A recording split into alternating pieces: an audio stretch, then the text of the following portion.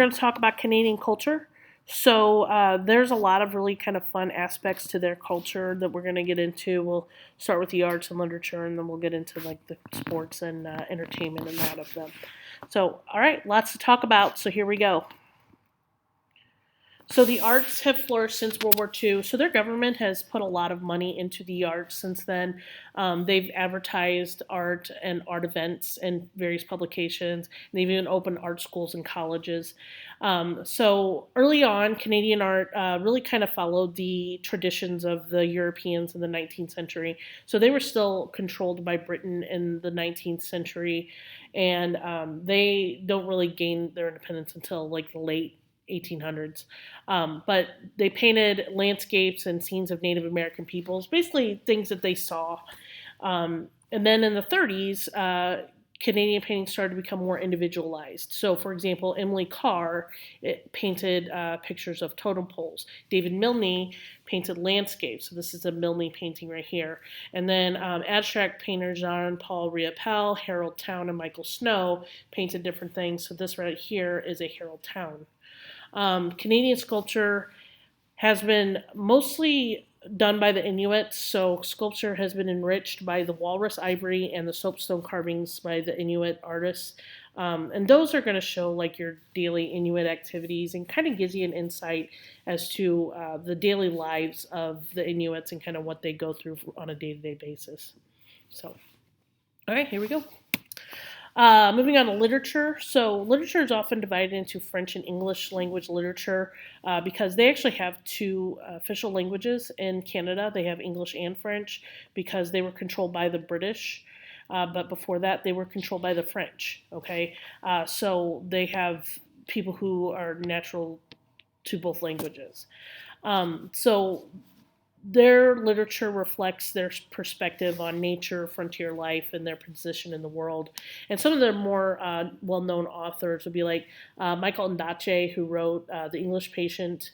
Margaret Atwood wrote The Blind Assassin, but you would probably recognize The Handmaid's Tale is another Margaret Atwood book that is a little more popular now. Back when I made these notes like 7 years ago, The Blind Assassin was her big book.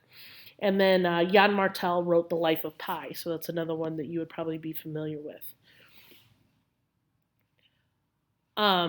As for music, so Aboriginals, the French, and the British have all made contributions to the musical heritage of Canada. Since the 17th century, Canada has developed a music infrastructure, and today they have what's called CanCon. It stands for Canadian Content Regulations. So all radio stations in Canada have to play at least 36% Canadian music, and that's because they primarily listen to American stuff, American-made stuff, or even European-made stuff. But they're trying to really focus on Canadian artists, so that's why they have done that. And as a result of this, we've seen a lot more Canadian artists become much more famous even in the United States. And we'll talk about some of those in a minute. And then they have the Juno Awards every year, and it's kind of like our Grammys that recognizes the Canadian achievement in popular music. Okay, so it's only Canadians can win that. So some famous Canadian musicians, obviously the Biebs, you see Justin there. Everybody likes him.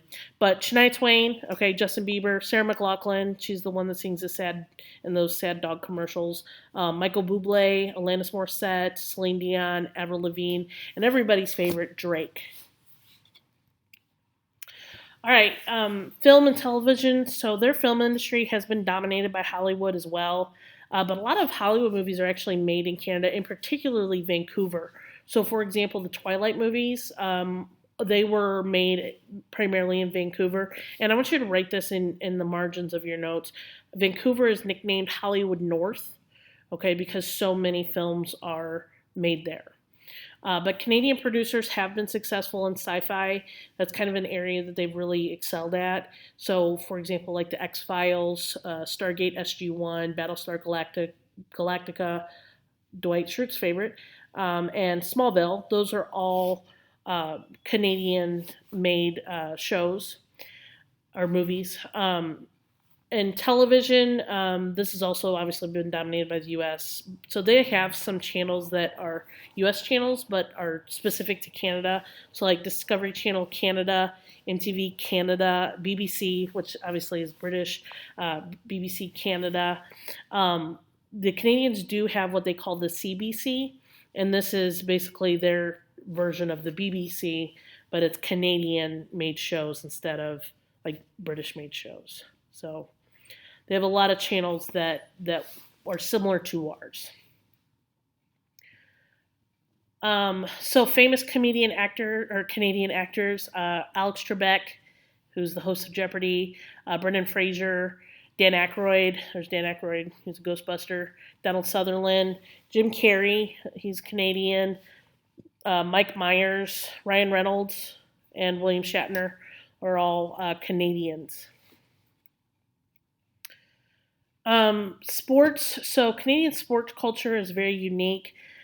Ice hockey is their official sport, and it's the most popular sport in Canada. And it's huge. It's huge there. So it's big here in a lot of ways, but it's huge there. It's like baseball is to us here in St. Louis.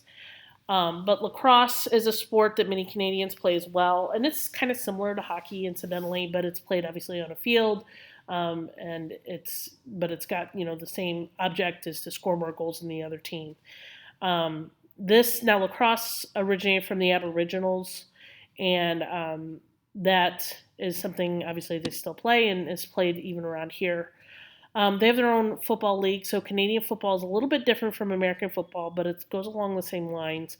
So a Canadian football field is 110 yards, not 100 like ours is.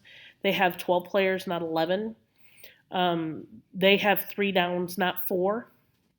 And then you get a point if you kick the ball into the end zone with no return. So if you get where here it would be a touchback on the kickoff, they get a point for that. Okay, so that makes them take it out of the end zone a little bit more.